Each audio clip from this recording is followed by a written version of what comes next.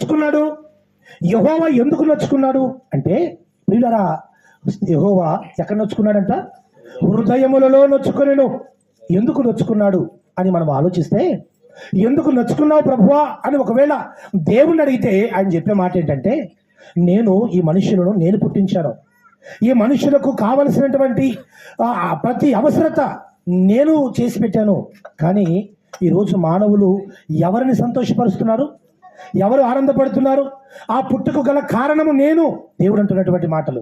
అందుకనే నన్ను ఆనందపరచవలసినటువంటి మానవులు, ఇదిగో మనుషులు ఎవరిని ఆనందపరుచుకుంటున్నారంట? తల్లిదండ్రులకు, వారు కుటుంబం, రక్త సంబంధులు, సంఘం, వారికి వారే ఆనందపడుతూ మొట్టమొదటిగా ఆనందించవలసింది ఎవరు అంటే దేవుడు ఆనందించవలసింది పోయి దేవునికి ఏం మిగిలిచ్చారంటే అక్కడ, దేవునికి ఏం మిగిలిచ్చారని చెప్తున్నాడు అక్కడ. తాను భూమి మీద నరులు చేసినందుకు సంతాపము నొంది తన హృదయములో నొచ్చుకునెను. ప్రియులారా, మనందరికీ తెలుసు ఎందుకు నొచ్చుకున్నావు ప్రభు అంటే ఆయన అంటున్నటువంటి మాట ఏంటో తెలుసా? నన్ను ఆనందపరచవలసిన పిల్లలు, నన్ను సంతోషపరచవలసినటువంటి పిల్లలు ఎవరిని ఆనందపరుచుకుంటున్నారు? ఎవరికి ఇవ్వాలి అంటే ఈరోజు సమాజంలో జరుగుతున్నటువంటి సిచ్యువేషన్లు అవి. అందుకనే ప్రపంచమంతటిని దేవుడు చూసి మాట్లాడుతున్నటువంటి తన మనసులో ఉన్నటువంటి మాట. అందుకని ప్రియులారా, దేవుడు ఎప్పుడు మనుషునికి ఎప్పుడు నొప్పి వస్తుందంటే, ఎప్పుడు నొప్పి అంటే బాధ ఎప్పుడు వస్తుంది అంటే, సామెతల గ్రంథం చదవండి ఒకసారి. సామెతల గ్రంథం 13వ అధ్యాయం. సామెతల గ్రంథం 13వ అధ్యాయము. సామెతల గ్రంథం 13వ అధ్యాయము 12వ వచనం ఒకసారి మనం ఆలోచన చేస్తే, ఎప్పుడు ప్రభు ఎప్పుడు నొప్పి వస్తుంది అంటే, దేవుడికి ఎప్పుడు బాధ వస్తుంది అంటే ఆయన అంటున్నాడు, కోరిక సఫలము కాకుండాట చేత హృదయము నొచ్చును. ఎప్పుడు నొప్పి వస్తుందట? హృదయం ఎప్పుడు బాధపడుతుందట? హృదయము ఎప్పుడు నొచ్చుకుంటుంది అని ఆలోచన చేస్తే దేవుడు అంటాడు, ఈరోజు మనం 6వ అధ్యాయం ఆది కాండంలో మనం చూసినప్పుడు దేవునికి సంతాపం, రెండవది హృదయంలో నొప్పి. హృదయంలో ఎందుకు నొప్పి వచ్చిందంటే ఆయనకు ఏమంటున్నాడు ఇక్కడ? ఎందుకు నొప్పి వచ్చింది ప్రభు అంటే ఏమంటున్నాడు అక్కడ? కోరిక సఫలము. కోరిక సఫలం అంటే తీరికపోవటం వలన, కోరిక తీరికపోవటం వలన ఏమవుతుందంట? నొప్పి వచ్చిందంట. అందుకనే ప్రియులారా, దేవుడు చెబుతున్నటువంటి మాట మనం ఆలోచన చేస్తే, ఈరోజు దేవుడు ఆ మాట ఎందుకు అంటున్నాడు అంటే, అసలు మానవులు పుట్టించడానికి గల కారణం, ఎందుకు పుట్టించాను, అసలు ఏ ఉద్దేశంతో నేను పుట్టించాను. ఈరోజు తల్లిదండ్రులను ఆనందపరచకూడదా, తల్లిదండ్రులు సంతోషపడకూడదా అంటే ఖచ్చితంగా సంతోషపడాలి, సంతోషపెట్టాలి, సంతోషపడాలి. కాకపోతే ప్రియులారా, ఈ తల్లిదండ్రులను పుట్టించిన ఆయన, ఈ తల్లిదండ్రులను, మనల్ని, ఈ తల్లిదండ్రులను, సమస్త లోకాలను, యావత్ జనంగాన్ని పుట్టించినటువంటి ఆయన ఎందు నిమిత్తం మానవులను పుట్టించాడు అంటే, ఏ ఉద్దేశంతో మనుషులను పుట్టించాడు అంటే ప్రియులారా, దేవుడు అంటున్నాడు తన మనసులో ఉన్నటువంటి మాట. ఎందుకు ప్రభువా మానవులు పుట్టించావు అని ఒకవేళ దేవుని అడిగితే దేవుడు చెప్తున్నటువంటి సమాధానం ఏంటంటే, యెషయా గ్రంథము 43వ అధ్యాయం. యెషయా గ్రంథము 43వ అధ్యాయము 7వ వచనం ఒకసారి చదువుతాం. ఎందుకు ప్రభువా, ఎందుకయ్యా మమ్మల్ని పుట్టించావు? ఏ ఉద్దేశంతో ప్రభువా మమ్మల్ని పుట్టించావు? ఆ ఉద్దేశం ఏంటి? మేము ఎలా ఉండాలి అని ఒకవేళ ఆలోచన చేస్తే ప్రియులారా, దేవుడు చెప్తున్నాడు ఎందుకు మనల్ని మానవులు పుట్టించాడు అంటున్నాడు అంటే 7వ వచనం చెప్తున్నాడు, నా మహిమ నిమిత్తము నేను సృజించిన వారిని, నా నామము పెట్టబడిన వారందరినీ తెప్పించుము. నేను వారిని కలుగు చేసి తిని వారిని పుట్టించిన వాడు నేనే. ఎందుకు పుట్టించాడంటే ఆయన మొదటి లైన్లో అంటున్నాడు, ఎందుకు ప్రభువా మమ్మల్ని పుట్టించావు? ఈరోజు ప్రియులారా, గిద్యోను యొక్క బర్త్డే సందర్భముగా మన జీవిత పరమార్థం దేవుడు చెబుతున్నాడు. మనం అందరం ఇక్కడ కూర్చున్న వాళ్ళు, యావత్ ప్రపంచంలో ఉన్న ప్రతి మనుష్యుడు ఎందుకు పుట్టావు ప్రభువా అని ఒకవేళ, ఎందుకు పుట్టించావు ప్రభువా అని ఒకవేళ అడిగితే దేవుడు చెబుతున్నటువంటి సమాధానం ఏంటి అంటే, ఆయన అంటున్నాడు ఎందుకు పుట్టించాను అంటే నా మహిమ నిమిత్తము. దేనికి పుట్టించాడంటే ఆయన ప్రతి మనిషిని, ఈరోజు నీవు, నేను, ఇక్కడ కూర్చున్నటువంటి ప్రతి ఒక్కరూ ఎందుకు పుట్టించాడు? ఎందుకు పుట్టించాడు అంటే దేవుడు అంటున్నాడు మిమ్మల్ని అందరూ పుట్టించడానికి గల కారణం ఏంటంట? నా మహిమ నిమిత్తం. నా మహిమ అంటే దేవుని మహిమ నిమిత్తం. ఈరోజు మనం ఇక్కడికి ఉన్నటువంటి వారందరూ, ఈరోజు నేను కానీ, సేవకులు కానీ, పెద్దలు కానీ, యావత్ జనాంగం అంతా కానీ ఎందుకు పుట్టామంట మనమందరము? ఎందుకు పుట్టామంటమా? దేవుని మహిమపరచటానికి. దేవుని మహిమపరచటం అంటే దేవుని ఆనందపరచటం, దేవుని సంతోషపరచటం.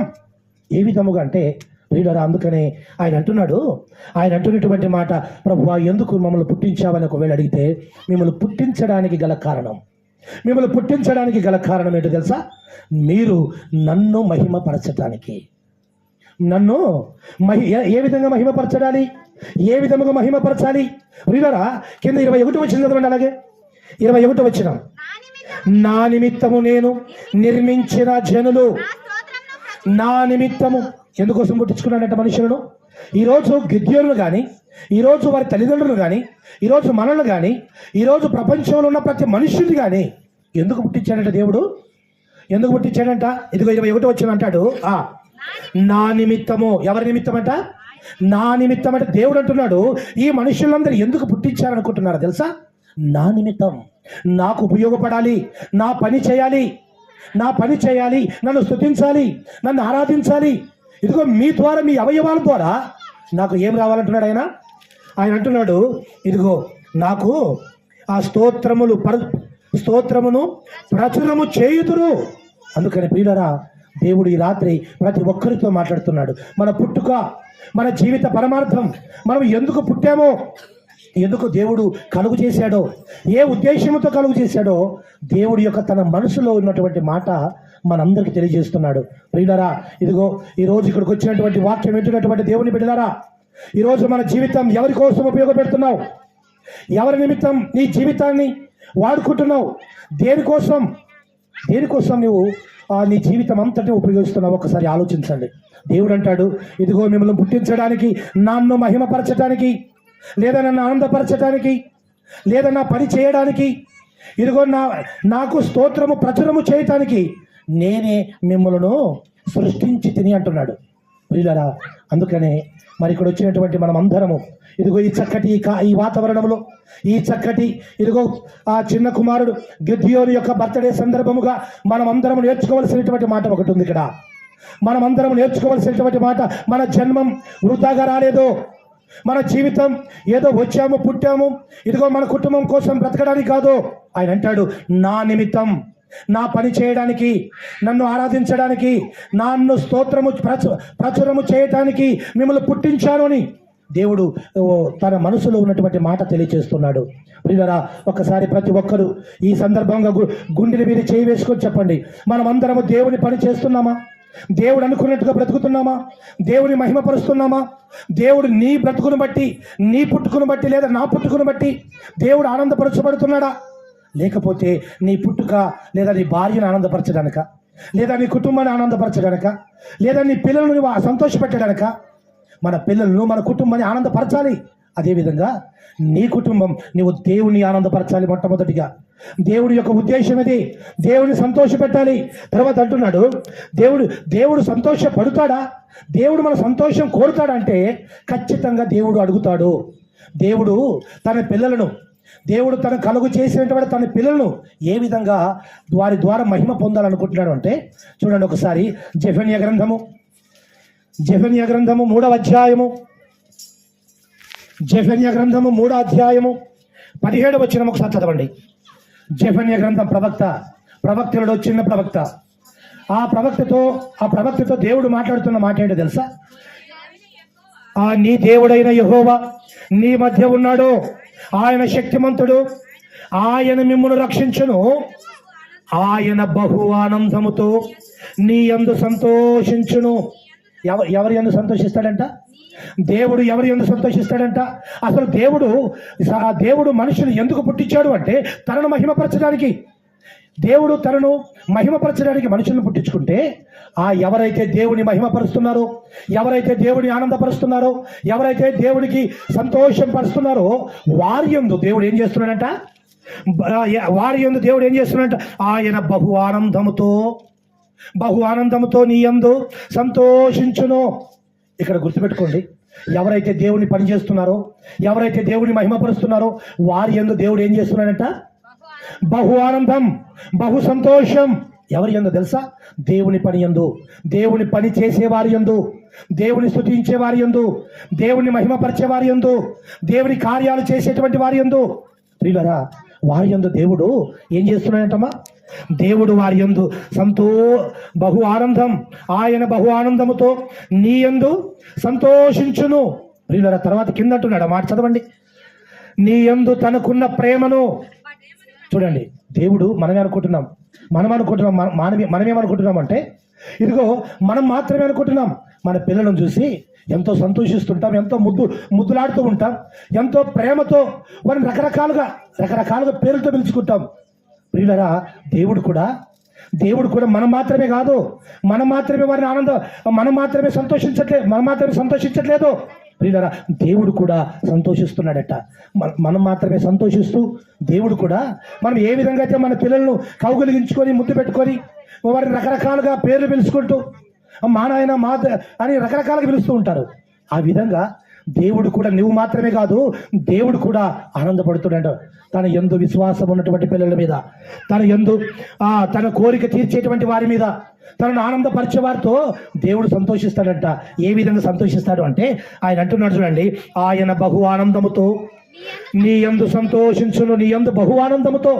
మనం ఏ విధంగా అయితే బహు ఆనందం అంటే ఎట్లంటే, చంటి పిల్లలు ఎత్తుకొని ముద్దులు పెట్టుకొని ఏ విధంగా అయితే ఎంతగా ఆనందపడతారో, ఎంతగా సంతోషిస్తారో, దేవుడు కూడా నీ యందు ఆనందించాలనుకుంటున్నాడట, నీ యందు సంతోషించాలనుకుంటున్నాడట.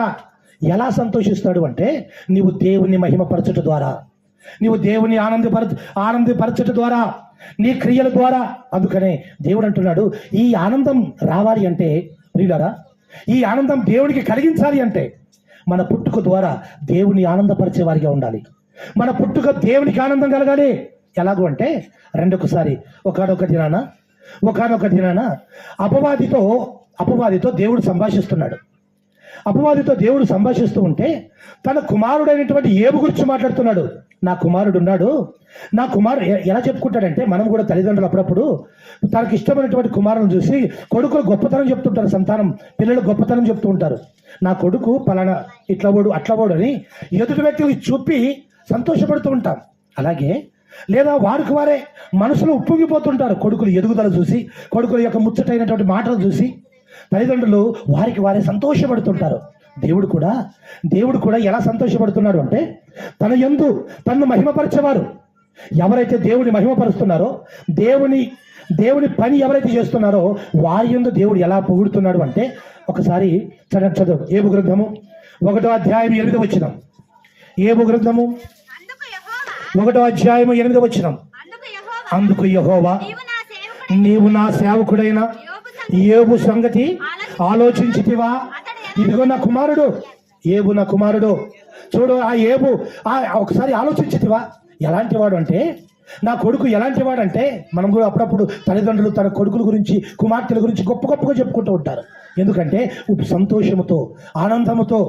అలాగే దేవుడు తన మహిమపరిచేటువంటి తన పిల్లలను చూసి, ఇదిగో నా కుమారుడైన నా సేవకుడైన ఏబు సంగతిని ఆలోచించితివా? అతడు ఎలాంటి వాడంటే యథార్థవంతుడు, న్యాయవంతుడు. అంటే దేవుడు తన కుమారుని గురించి గొప్పగా చెప్పుకోవడం. మనుషులే కాదు, తల్లిదండ్రులు పిల్లల గురించి, మనల గురించి, ఏమండి తన వారి గురించి గొప్పగా చెప్పుకుంటుంటారు. ఎందుకంటే ఇష్టమైన కుమారులు కనుక. అలాగే దేవుడు కూడా తన ఇష్టమైనటువంటి వారి కొరకు, ఎవరైతే దేవుడికి ఇష్టానుసారంగా బ్రతుకుతారో వారి గురించి దేవుడు చెప్పుకుంటున్నటువంటి మాటలు. నా కుమారుడని ఏబు ఎలాంటి వాడంటే, ఇదిగో యథార్థవంతుడు. అంటే గర్వంగా చెప్పుకుంటున్నాడు, గర్వంగా, సంతోషంతో. ఎవరి గురించి చెప్తున్నాడు? దేవుని మాట వినని వారి గురించా? దేవుని ఆనందపరిచే వారి గురించి, దేవుని సంతోష పెట్టే వారి గురించి. ప్రియులారా, నీ జన్మం ఒకసారి ఆలోచించు. మన గురించి కూడా, నీ పుట్టుక నా పుట్టుక గురించి మరి దేవుడు చెప్పుకోవడానికి అర్హత ఉందా? మనం అలా బ్రతుకుతున్నామా? ఒకసారి ఆలోచించాలని సేవకుడిగా మీకు గుర్తు చేస్తున్నాను. అలాగే మనం ఏ విధంగా అయితే దేవుడు తన భక్తుడైన ఏబు గురించి చెప్పాడో, మన జన్మకు ధన్యము రావాలి అంటే మన జీవితం కూడా అలా జీవిస్తే మన గురించి కూడా దేవుడు చెప్పుకోవడానికి అవకాశం ఉంటుంది. అందుకనే మరొక భక్తుడు దావీదు చూడండి ఒకసారి. అపోస్తలుల కార్యములు అపోస్తుల కార్యములు 13వ అధ్యాయం. అపోస్తుల కార్యములు 13వ అధ్యాయము 22వ వచనాన్ని ఒకసారి చదువుదాం. దేవుడు ఎలాగూ తనకిష్టమైనటువంటి పిల్లల మీద, తనకిష్టమైనటువంటి సంతానం మీద, తనకిష్టమైనటువంటి తను పని చేసేటువంటి వారిని ఏ విధంగా వారిని చూసి ఆనందపడతాడో మీకు తెలియచేయడానికి ఇవన్నీ మీకు తెలియజేస్తున్నాను. ప్రియులారా చదవండి 22వ వచనం. తరువాత అతనిని తొలగించి ఆ, దావీదును వారికి రాజుగా ఏర్పరచెను. ఆ. మరియు ఆయన నేను యెషయా కుమారుడైన దావీదు గురించి ఎవరంటున్నారు ఈ మాట? నేను యెషయా కుమారుడైన దావీదును కనుగొంటిని. అతడు నా ఇష్టానుసారుడైన నేను యెషయా కుమారుడైన దావీదును కనుగొంటిని. ప్రియులారా ఒకసారి ఆలోచించండి. దేవుడు ఎక్కడో ఆకాశ మహాకాశాలు పట్టజాలని దేవుడు భూమి మీద ఒక నరుణ్ణి, ఒక మనుష్యుణ్ణి కనుగొన్నాడట. కనుగొన్నటువంటి అర్థం ఏంటి? కనుగొన్నటువంటి వెతికాడు, వెతికితే దొరికాడు. అంటే అలాంటి వారు లేరు కనుక దేవుడు కనుగొంట వెతికాడట. వెతికితే ఒక మహోన్నతుడైనటువంటి దేవుడు ఒక మనుష్యుని గురించి చెబుతున్న మాట. అలా చెప్పడానికి గల కారణం ఏంటి? అలా చెప్పడానికి గల కారణం, ఒక మనుష్యుని గురించి దేవుడు చెప్పడం ఏంటి అని ఆలోచిస్తే అలా చెప్పడానికి గల కారణం ఏంటి అంట, ఆయనంట అతడు నా అతడు నా ఇష్టానుసారుడైన మనుష్యుడు. అంటే దేవుడికి కూడా ఒక ఇష్టం ఉంది. దేవుడికి నీ జన్మం పట్ల, నీ పుట్టుక పట్ల దేవుడు నీకు ఒక జన్మం ఇచ్చాడు అంటే, నిన్ను దేవుడు పుట్టించాడు అంటే, నీ అవయవాలు నిర్మించి నేను ఒక మనిషినిగా ఈ లోకానికి పంపాడు అంటే దేవుడు తన ఇష్టం నెరవేర్చుకోవడానికి, తన చిత్తమును నెరవేర్చుకోవడానికి దేవుడు నిన్ను కలుగు చేశాడు అని అర్థమవుతుంది. అందుకనే దేవుడు తన ఇష్టాన్ని చెప్తున్నాడు. ఇక్కడ దావీదును కనుగొన్నాడంట. అతడు ఎవరంట? అతడు నా ఇష్టానుసారుడైన మనుష్యుడు. ఎవరి ఇష్టానుసారుడు?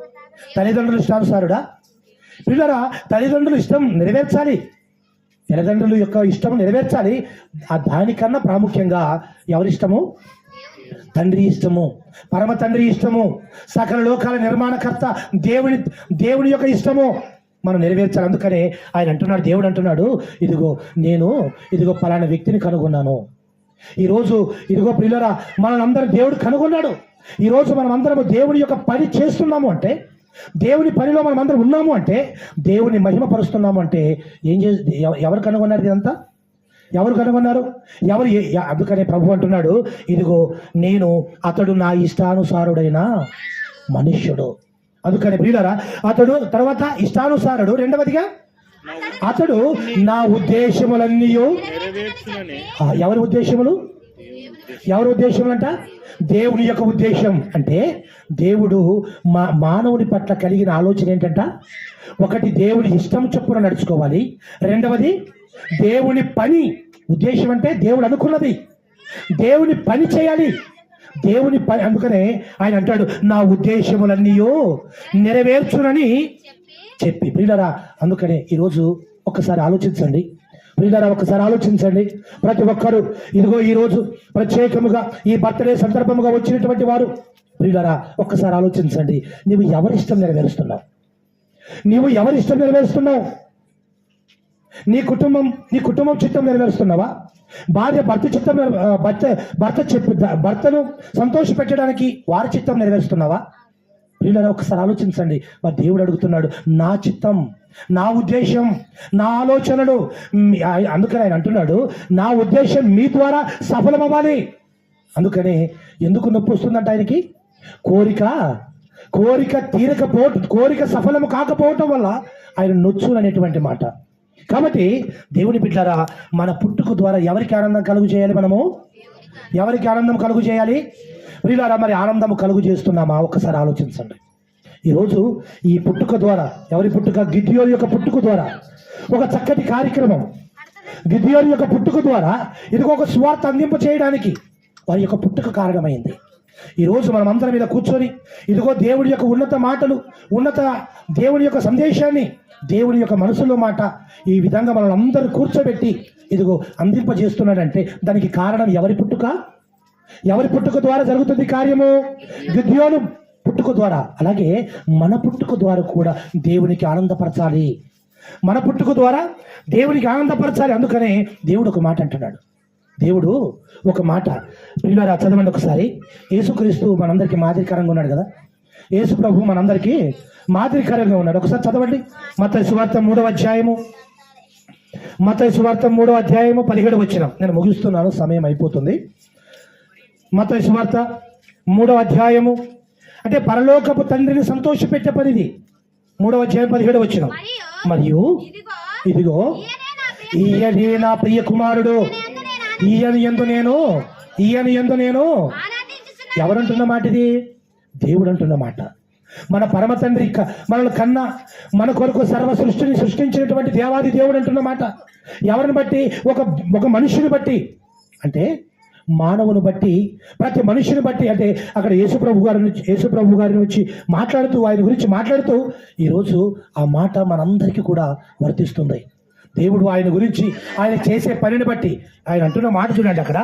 ఇదిగో నా ప్రియ కుమారుడు, ఈయన యందు నేను ఆనందిస్తున్నాను. ఎందుకు ఆనందిస్తున్నాడు? ఆయన యందు ఎందుకు ఆనందిస్తున్నాడు? ఒకసారి ఆలోచిస్తే ఆయన యొక్క పనితనం, ఆయన యొక్క పని, ఆయన యొక్క ప్రవర్తన, ఆయన యొక్క ఆలోచనలు, ఆయన మాట విధానం, ఆయన నడవడిక విధానం. ఎందుకంటే ఆయన పొద్దు పొడిచిన ఆయన, అంటే రాత్రి పగలు, ఆయన రాత్రి కూడా ఊరుకునే ఉండేవాడు కాదంట. దేవుడి పని ఆలోచిస్తాడంట. అంటే రాత్రంతా, పగలంతా దేవుని పని, రాత్రంతా ప్రార్థనలో ఉండటం. అంటే వారి జీవితం అంతా అలా ఉండటం వల్ల దేవుడు వారిని చూసి దేవుడు అంటున్నటువంటి మాట, ఈయన నా ప్రియ కుమారుడు. ఈరోజు ప్రియులారా, యేసుక్రీస్తు ప్రభు వారిని ఏ విధంగా అయితే ఇదిగో నా ప్రియ కుమారుడు అని ఏ విధంగా అయితే గర్వంగా తండ్రి ఏ విధంగా అయితే చెప్పుకుంటున్నాడో, మన పుట్టుక గురించి కూడా, మన జీవితం గురించి కూడా దేవుడు చెప్పాలి. దేవుడు మన పుట్టుక గురించి కూడా, ఇదిగో నా ప్రియ కుమార్తె, ఇదిగో నా ప్రియ కుమారుడు, నన్ను గురించి చెప్పాలి. అప్పుడైతే మన జీవితానికి అర్థం ఉంటుంది, మన జీవితం ధన్యమవుతుంది. ప్రియులారా, దేవుడు పుట్టించడానికి గల కారణం ఇదే. దేవుడు మనందరూ పుట్టించడానికి కారణం కూడా ఇదే. అందుకని ఆయన అంటాడు, ఎందుకయ్యా ప్రభు మమ్మల్ని పుట్టించావు అని ఆలోచిస్తే ఆయన అంటున్న మాట అదే కదా. ఏది? ఎఫెసీయులకు రాసిన పత్రిక 1:6 వచనం. ఎఫెసీయులకు రాసిన పత్రిక 1వ అధ్యాయము 4వ వచనాన్ని మనం చదువుదాం ఒకసారి.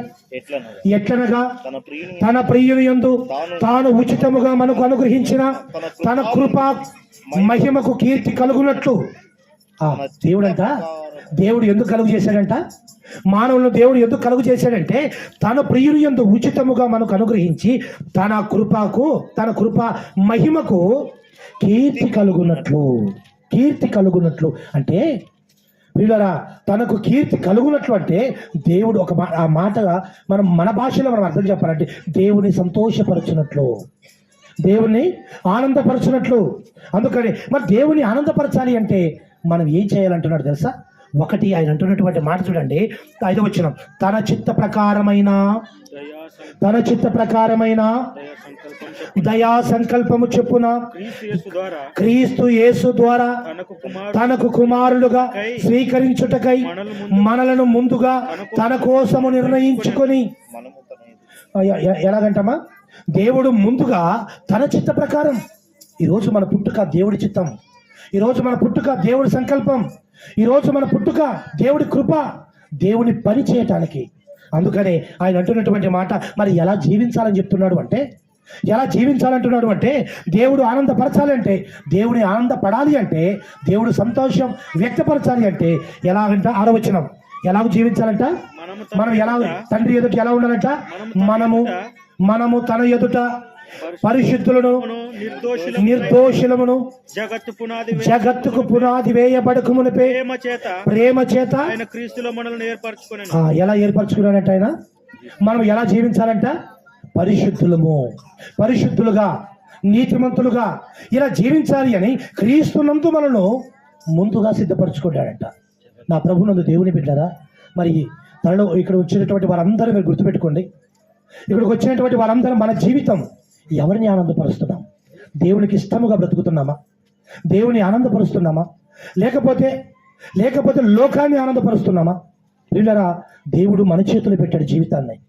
దేవుడు మన చేతిలో జీవితాన్ని ఇదిగో తల్లి గర్భము ద్వారా ఈ భూమికి పంపించి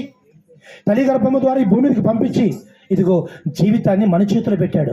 దేవునికి ఇష్టంగా బ్రతుకుతున్నావా లేదా దేవుని కష్టపెట్టేవాడుగా బ్రతుకుతున్నావా? అందుకని ఆయన అంటున్నాడు, జగత్తుకు పునాది వేయబడుకు మునిపే నిన్ను క్రీస్తునందు ఏర్పరచుకున్నాడట. దేనికోసమో? దేవుణ్ణి సంతోష పెట్టడానికి, దేవుని ఆనందపరచడానికి. అందుకనే ప్రభు అయినటువంటి యేసుక్రీస్తు వారు మాట్లాడుతున్న మాట అదే అంటున్నాడు. ఆయన గురించి తండ్రి మాట్లాడుతున్న మాట, ఇదిగో నా ప్రియ కుమారుడు, ఈయనే నా ప్రియ కుమారుడు. ఎందుకన్నాడు తెలుసా మాట? ఎందుకన్నాడు? దేవుడి పని చేస్తున్నాడు కనుక. అందుకని మనందరికీ తెలుసు, చదవండి యోహాను సువార్త 17వ అధ్యాయం 3వ వచనం. ఆయన అంటాడు, తండ్రి ఆ భూమి మీదకి వచ్చిన తర్వాత నీ పనిని సంపూర్ణముగా, నీ పనిని చదవ 3వ వచనం, యోహాను సువార్త 17వ అధ్యాయము 3వ వచనం. అద్వితీయ సత్యదేవుడు అయిన నిన్నును నీవు పంపిన యేసుక్రీస్తును ఎరుగుటయే నిత్య జీవం. ప్రియులారా, ఒకసారి ఆలోచించండి. మనం ఈ లోకంలో నిత్య జీవం అంటే తండ్రి దగ్గరకు వెళ్ళాలి. ఆయన అంటాడు 4వ వచనం కింద వచ్చి చేయుటకు నీవు నాకిచ్చిన పని నేను సంపూర్ణముగా. ఎవరంటున్నారు ఈ మాట? యేసు ప్రభు అంటున్నారు. ఎవరు తండ్రి దగ్గరకు వచ్చి ప్రార్థన చేస్తున్నాడు ఈ భూమి మీద ఉన్నప్పుడు. మనం అందరం కూడా ఈరోజు అలాగే చేయాలి. తండ్రి, నీవు నన్ను ఈ లోకానికి పంపించావు కదా, ఈ లోకానికి ఏ ఉద్దేశంతో అయితే నన్ను పంపించావో ఆ ఉద్దేశం నేను మనస్ఫూర్తిగా చేశాను. అదే అంటున్నాడు 4వ వచనం, సంపూర్ణముగా నెరవేర్చి కింద భూమి మీద నిన్ను మహిమపరిచితిని. అంటే ఎందుకోసం మనుషులను పుట్టించాడంటే దేవుడు? నా మహిమ నిమిత్తం అన్నాడు ఆయన. ఆ మహిమ ఎలా వచ్చిందంట? ఆ మహిమ ఎలా వస్తుంది అంటే ఆయన అంటున్నటువంటి మాట 3వ వచనం 4వ వచనం చదవమ్మా. చేయుటకు నీవు నాకు ఇచ్చిన పని నేను సంపూర్ణముగా నెరవేర్చి. అంటే దేవుని మహిమపరచాలి అంటే ఏం చేయాలంట? దేవుని మహిమపరచటం అంటే ఏంటంట? దేవుని పని చేయటం. అది అంటున్నాడు అక్కడ, చేయుటకు నీవు నాకు ఇచ్చిన పని నేను సంపూర్ణముగా చేసి భూమి మీద నిన్ను మహిమపరచు. అంటే దేవుడు మహిమ పొందాలి అంటే మనం ఏం చేయాలంట? దేవుడు మహిమపరచబడాలి అంటే మనం ఏం చేయాలంటమ్మా? దేవుని పని. అందుకే అన్నాడు, నేను ఎందుకు పుట్టించాను మిమ్మల్ని తెలుసా? యెషయా 43:7 వచనంలో చెప్పిన మాట, నా మహిమ నిమిత్తము మిమ్మల్ని కలుగు చేసి తిని అంటాడు. అంటే ప్రియులారా, ఈరోజు మానవులను దేవుడు ఎందుకు కలుగు చేశాడు అంటే దేవుని మహిమపరచడానికి. దేవుని మహిమ అంటే ఏంటంటే, దేవుని మహిమపరచడం ఏంటంటే పని చేయటానికి. ఏంటి ఆ పని? ఈరోజు దేవుని పని జరుగుతుంది. ఇక్కడ ఏం జరుగుతుంది? దేవుని పని జరుగుతుంది. ఏంటి దేవుని పని? దేవుని పని అంటే స్వార్థ అందింపజేస్తున్నారు. ఈరోజు దేవుని పాత్రగా ఈరోజు దేవుడు ఇదిగో రాజు కీర్తి దంపతులకు దేవుడు ఒక చక్కటి గర్భఫలం ఇవ్వటం వల్ల, వారి భార్య భర్తలను దేవుడు దీవించి ఒక గర్భఫలం ఇవ్వటం వల్ల వారి పుట్టుక ద్వారా ఈరోజు దేవునికి ఇక్కడ ఏం జరుగుతుంది? మహిమ. దేవుడికి ఏం జరుగుతుంది ఇక్కడ? మహిమ. అంటే ఆ పుట్టుక ద్వారా, ఒకరి పుట్టుక ద్వారా ఏం జరుగుతుంది ఇక్కడ? దేవుని పని జరుగుతుంది. దేవుని పని అంటే దేవునికి మహిమ జరుగుతుంది అని అర్థం. అందుకని ప్రియులారా, దేవుడు అంటున్నటువంటి మాట, తండ్రి ఇప్పుడు ఏం కావాలంట? దేవుడి పని చేసి దేవుని మహిమను పరిచిన వారికి ఏమిస్తాడంట ఆయన? దేవుని మహిమపరిచిన వారికి, దేవుడి పని చేసిన వారికి ఏమిస్తాడంట? 5వ వచనం అంటాడు యేసుప్రభు వారు, తండ్రి, లోకము పుట్టినది మొదలుకొని లోకము పుట్టక మునుపు నీ యొద్ద నాకు ఏ మహిమ ఉండెనో ఆ మహిమతో నన్ను మహిమపరచుము. అంటే మనకు కూడా దేవుడు ఇచ్చేటువంటి 2వ స్టెప్ ఇదే. ప్రతి ఒక్కరు దేవుని పని చేసిన వారికి, దేవుని పని చేసేవారికి, దేవుని పని చేసేవారంటే దేవుణ్ణి ఆనందపరిచేవారు అని అర్థం. అందుకని ప్రియులారా, ఈరోజు భూమి మీద దేవుడు భూమి మీదకు ఒక ఆయుష్కాలం మనకి ఇచ్చాడు అంటే దేవుని ఆనందపరచాలి, దేవుని పని చేసి ఆనందపరచాలి. తరువాత మన కన్న తల్లిదండ్రులు కూడా, ఈ పుట్టుక ఇచ్చేటువంటి తల్లిదండ్రులు కూడా ఆనందపరచాలి. ఎలాగో అంటే యేసుప్రభు కూడా ఒకటి దేవుని పరమ తండ్రిని, కన్న తండ్రిని ఆనందపరిచాడు. ఒకటి రెండవది భౌతిక శారీరక సంబంధమైన తల్లిదండ్రులు కూడా ఏం చేశాడు? ఆయన ఆనందపరిచాడు. ఎలాగో తెలుసా? వారి యొక్క జీవితంలో, వారు చేస్తున్నటువంటి పనిలో దేవుడు అంటున్నాడంట, ఆయన చేసేటువంటి పనిని, ఆయన చేసేటువంటి నడవడిక, విధి విధానం లోకమంతా చూసి ఆయన గురించి మాట్లాడుతున్నారంట. లూకాసు వార్త 11వ అధ్యాయం 27 వచనంలో, లూకాసు వార్త 11వ అధ్యాయం 27 వచనంలో ఆయన గురించి మాట్లాడుతూ ఉంటే ఎంత గొప్ప మాట ఇక్కడ ఒకసారి చదవండి. ఆయన ఈ మాటలు చెప్పు ఆయన ఈ మాటలు చెప్పుచుండగా సమూహములో ఆ సమూహములో నున్న ఒక స్త్రీ ఆయనను చూచి నిన్ను మోసిన గర్భమును నీవు కుడిచిన స్తన్యములు ధన్యములై ఉన్నవని కేకలి వేసి చెప్పగా, ఇక్కడ విషయం గమనించండి. ఈ లోకపు తల్లిదండ్రులు ఆ కుమారుడు ఎదుగుతుంటే, ఆ బాలుడు ఎదుగుతుంటే, ప్రభు అయిన క్రీస్తు ఎదుగుతుంటే, తన జీవితంలో తన పరిచర్యలో సమాజంలో ఆయన తండ్రి పని చేస్తూ ఉంటే లోకమంతా అంటున్నారంట. ఒక స్త్రీ అంటుందంట, అక్కడ ఏమంటుందంట, ఆ సమూహంలో ఒక స్త్రీ అంటుందంట, ఆయన చూచి నిన్ను మోసిన గర్భము, నిన్ను మోచిన గర్భం అంటే ఈ మాట మనకు అర్థమైనటువంటి పదాలను చెప్పాలంటే ఎవరు కన్నారో కానీ తల్లి ఎంత మంచి కొడుకును కన్నది. ఆమె గర్భము ధన్యములు, ఆమె స్తన్యములు ఏమైనావంట, ధన్యములనై ఉన్నవంట. అంటే అంటే ప్రియులారా ఒకటి గమనించండి, కుమారుడు చేసేటువంటి పనిని బట్టి, అంటే నీవు నేను చేసేటువంటి పనిని బట్టి ఎవరికి ఆనందం వస్తుందంట, ఎవరు పొగుడుతారంట, తల్లిదండ్రులను. అందుకని ప్రియులారా ఈరోజు ఈ లోకంలో ఉన్నప్పుడు ఎవరికి అన్యాయములు కానీ అక్రమములు కానీ తప్పుడు మార్గంలో నడవకుండా సమాజంలో ఒక గౌరవంగా బ్రతికితే నిన్ను కన్న తల్లిదండ్రులకు ఏమొస్తుందంట, గౌరవం వస్తుందట. అలాగే పరమ తండ్రికి కూడా ఏమొస్తుందంట, దేవుడికి ఆనందం. అందుకనే ఇదిగో నా ప్రియ కుమారుడు. ఇక్కడ యేసు ప్రభు వారు పరమ తండ్రిని మర్చిపోలేదు, కన్న తండ్రిని మర్చిపోలేదు. ఈ లోకంలో ఉన్న తల్లిదండ్రులు కూడా చివరికి పోతూ ఏం చేశాడు, తన తల్లిని ఎవరికి అప్పగించాడు అంటే ఈ లోకంలో ఉన్న తల్లిదండ్రులు కూడా మనం మరవకూడదు అని నేర్పించడానికి. ఈ లోకంలో ఉన్నటువంటి తల్లిదండ్రులు మనము ఏ మాత్రము దూషించరాదు, ద్వేషించరాదు, తర్వాత వారిని మరచరాదు, తర్వాత వారి బాగోగులు చూసుకోవాలి.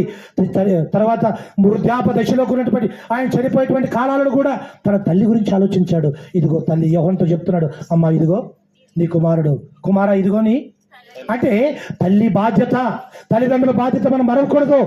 ఒకటి, అదే విధంగా ఈ లోకపు తల్లిదండ్రుల బాధ్యత మరవకూడదు. రెండవదిగా పరలోకపు తండ్రి బాధ్యత మరవకూడదు. అప్పుడైతే నిన్ను బట్టి, నీ జీవితమును బట్టి, నీ పుట్టుకను బట్టి ఎవరికి ఆనందం, దేవుడికి ఆనందం. అప్పుడు నిన్ను చూసి కూడా అంటాడు, ఇదిగో నా ప్రియ కుమార్తె, ఇదిగో నీ ప్రియ కుమారుడు, నా ప్రియ కుమారుడు, నేను వీరి యందే ఆనందిస్తున్నాను. ఎలాగన్నాడు తెలుసు దావీదును, నా ఇష్టానుసారుడైన నా ఉద్దేశములన్నీ. ప్రియులరా, మరి మనం అలాంటి జీవితం జీవిస్తున్నామా, అలాంటి బ్రతుకుతున్నామా? ఒక్కసారి ఆలోచించండి. ఎందుకంటే ఎప్పుడు చూసినా మన కుటుంబాన్ని సంతోషపెట్టడం కాదు, పెట్టండి తప్పు కాదు, మన కుటుంబానికి మాత్రమే సంతోషపెట్టడం కాదు, భర్తను సంతోష పెట్టడం మాత్రమే కాదు, భర్త భార్యను మాత్రమే కాదు, కుటుంబాన్ని మాత్రమే కాదు, ఓవరాల్గా దేవుని సంతోష పెట్టాలి. అప్పుడైతేనే మన జీవితానికి అర్థం ఉంటుంది, మన జీవితానికి అర్థమవుతుంది. తర్వాత యేసు ప్రభు వారు మాట్లాడుతూ ఒక్క మాట అంటున్నాడు. అప్పుడు ఆయన మాటకి ఎంత ఉంటుందో ఒక్కసారి చూడండి ప్రియులారా. ఒక్కసారి ఆ మాటను మనం చూసి మనం ముగించుకుందాం. ఒక్కసారి యేసు ప్రభు మాట కింద వచ్చి యోహాను సువార్త 17 చదువుకున్నాం కదా, 17:5 వచనంలో, యోహాను సువార్త 17:5 వచనం. చివరికి ఈ స్థాయిలోకి ప్రతి ఒక్కరు వెళ్ళాలి. ఈ లోకంలో ఎవరైతే దేవుని తండ్రి పని చేసి సంపూర్ణంగా నెరవేర్చిన తర్వాత ధైర్యంగా మనం ఇలా అడగచ్చు తండ్రిని, ఏమని, తండ్రి లోకము పుట్టక మునుపు, తండ్రి లోకము పుట్టక మునుపు అంటే అర్థం ఏంటి తెలుసా? ఒకప్పుడు మనం ఎక్కడున్నాం, ఈరోజు గిద్దోను ఒకప్పుడు తల్లి గర్భంలోనికి రాకమునుపు ఎక్కడున్నాడు ఆయన? ఎక్కడున్నాడు? వారి తండ్రి గర్భాలలో. చివరికి ఓవరాల్గా వెళ్ళిపోతే ఎక్కడుకున్నాడు? ఆదాము గర్భంలోనికి రాకమునుపు ప్రభువా తరతరములకు, అంటే ఎవరి గర్భంలో ఉన్నాం మనము? దేవుడిలో ఉన్నాం. అప్పుడు ఎట్టి మహిమ ఉన్నదట. అదే అంటున్నాడు ఇక్కడ. అప్పుడు గురించి చెప్తున్నాడు ఈయన. అప్పుడు అంటున్నాడు, తండ్రి లోకము పుట్టక, అంటే ఈ లోకానికి రాకమునుపు, లోకము పుట్టక మునుపు నీ యొద్ద నాకెట్టి. ఈరోజు యేసు ప్రభు వారికి మాత్రమే కాదు ఈ మాట. ఎవరైతే భూమి మీదకి పంపించి దేవుడు మనిషిని పంపించి వారి పుట్టుకను దేవుడు పుట్టించిన తర్వాత వారి పుట్టుక దేవునికి సార్థకం చేస్తారో, దేవుని పని సంపూర్ణంగా చేస్తారో ప్రతి ఒక్కరికి వర్తిస్తుంది. ఆ పని చేసిన తర్వాత, సంపూర్ణంగా పని చేసిన తర్వాత అందుకని పౌలు గారు కూడా ఒక మాట అంటాడు, నేను పోరాటం మంచి పోరాటము నాకేం ఏం ఎదురు చూస్తుంది, నా కొరకు జీవ కిరీటం. అలాగే ఈరోజు ప్రభు వారు అంటున్నారు, ఏమంటున్నారు తెలుసా? ఏమంటున్నారు అంటే, నా తండ్రి లోకము పుట్టుక మునుపు నీ యొద్ద నాకు ఎట్టి మహిమ ఉండదు, ఆ మహిమతో అంటే మహిమలోకి చేర్చుకున్నాము అని అర్థం. దేవుని బిడ్డారా, అట్టి ధైర్యముగా మనం దేవుని అడిగేటువంటి ధైర్యముగా ఉండాలి. ఆ ధైర్యం మనకు రావాలి అంటే ఈ లోకంలో మనం ఏం చేయాలంట? ఏం చేయాలి? మనం ఈ లోకంలో సంపూర్ణంగా దేవుని పని చేయాలి, దేవుని ఆనందపరచాలి, దేవుని సంతోష పెట్టాలి. అప్పుడైతే ఇదిగో నా ప్రియకుమారుడా నీ యందే నేను ఆనందిస్తున్నాను అని దేవుడు చెబుతున్నప్పుడు ఆ మాట ఎలా ఉంటుంది తెలుసా? అలాగూ భక్తులు చేశారు. ఎబ్రీయులకు రాసిన పత్రిక 11 అధ్యాయం మొత్తం చూడండి మీరు. ఎబ్రీయుల పత్రిక 11 అధ్యాయం మొత్తం చూడండి మీరు. 23 వచనం నుండి చివరి వరకు చూడండి. విశ్వాసుల పట్టిక ఉంటుంది, విశ్వాసుల వీరుల యొక్క జాబితా ఉంటుంది. వారందరూ దేవుని పని చేసిన వాళ్ళే, వారందరూ దేవుడు ఇచ్చినటువంటి జన్మకు ఆ పుట్టుకకు పరమార్థం తెలుసుకొని దేవుని ఆనందపరిచిన వాళ్ళే. ఉదాహరణ 37 వచ్చిన మాత్రం చదువుదాం.